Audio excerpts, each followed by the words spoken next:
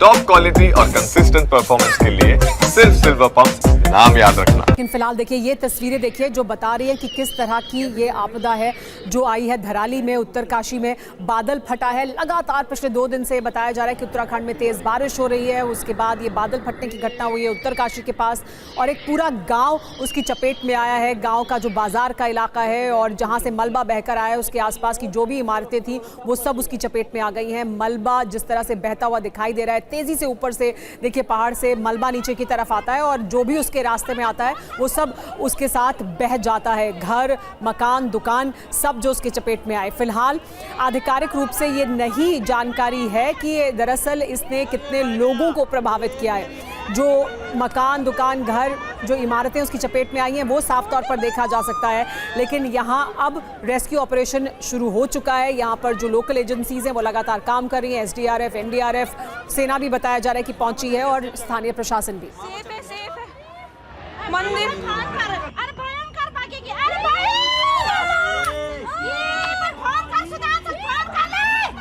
अरे फोन कर, अरे फोन कर यार, फोन कर ले पागल, फोन कर फोन कर। ई बाबा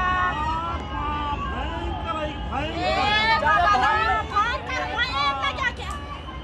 अरे बह गया ये मेरी माँ जी। हमारे साथ आनंद शर्मा जी भी मौजूद हैं जो अध्यक्ष हैं भारतीय मौसम विज्ञान सोसाइटी से।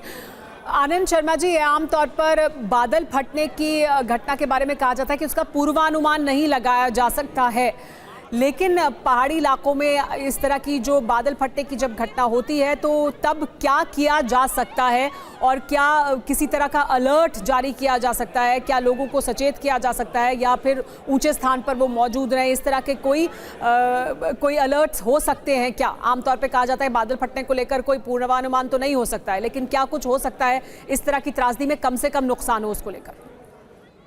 ये देखिए, क्लाउड बर्स्ट जो है, बिल्कुल बात आपने सही कही, उसका प्रेडिक्शन, मॉनिटरिंग एंड प्रेडिक्शन बहुत डिफिकल्ट होता है। मगर एक बड़ी अच्छी चीज अभी हुई है जो हमने मेरे रहते हुए और हमने एक इनिशिएटिव लिया था और काफी सारे रडार लगा दिए हमने उत्तराखंड में जी।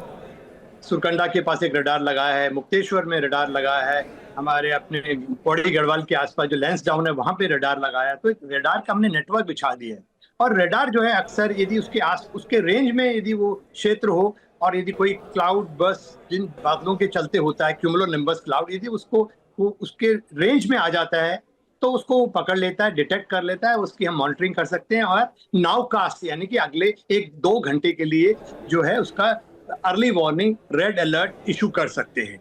तो अब मुझे मालूम नहीं है, रडार तो लगा हुआ है सुरकंडा पे, क्या सुरकंडा के रडार ने इसको कैप्चर किया है या नहीं किया मुझे मालूम नहीं है इस समय।